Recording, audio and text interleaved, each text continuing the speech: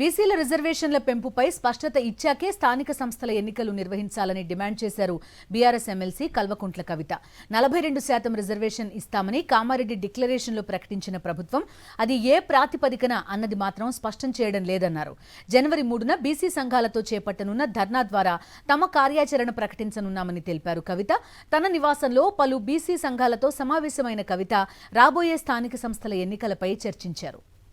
మరి కాంగ్రెస్ పార్టీ కామారెడ్డిలో డిక్లరేషన్ ఇచ్చింది.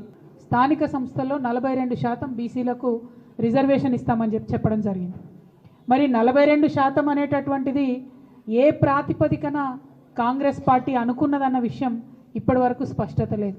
బీసీ డెడికేటెడ్ కమిషన్ నివేదిక ఇచ్చిన తర్వాత మాత్రమే, బీసీ జనాభా ఎంతుందో తెలంగాణ ప్రజలకు చెప్పినాక మాత్రమే, దాని మీద మీరు ఎట్లా ముందుకు పోతారనే స్పష్టత ఇచ్చిన తర్వాత మాత్రమే మీరు ఎన్నికల గురించి ఆలోచన చేయాలి.